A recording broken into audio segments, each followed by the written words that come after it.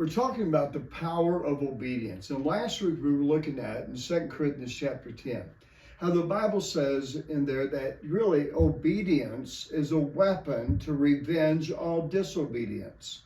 And that we saw that last week. And how important obedience is. Obedience is me doing what my God-given authorities tell me, instruct me to do. And when I do that, it does great damage to the kingdom of darkness. And we're to do it without reward or recognition. Now, you may get rewarded. You may get recognized.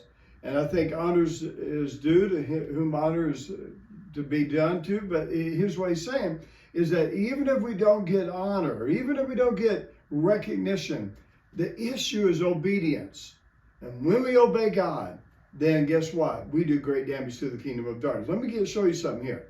There are two reasons men are famous. Get this. They're famous for their extreme obediences, or they're famous for their extreme disobediences. I want you to think about that. When you think about someone that's famous, I mean, maybe this dates me a little bit, but Billy the Kid, or Jesse James, or let's bring it up closer as Bonnie and Clyde. I was just over in California and was able to drive by the prison, the famous prison where Al Capone was put, and on that island, and it was like an inescapable island prison there, Alcatraz, and people read about these guys like Hitler. You know, I mean, people think he's famous. But look what he's famous for. These men are famous for their extreme disobediences. And then on the flip side of that is people are famous for their extreme obediences. And going beyond the call of duty and being a person that goes the extreme, does more than what's required of them, but is fully obedient. There's only two ways you become famous. It's extreme obedience or extreme disobediences. Now, number one, the pure act of obedience sets mankind free spiritually. Think about this for a moment. I'm saved, okay? I got saved a long time ago, okay? Many, many years ago, 1964.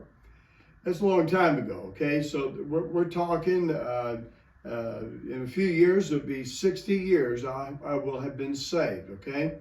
Now, when we think about that, is since I got saved, every act of obedience sets me free spiritually.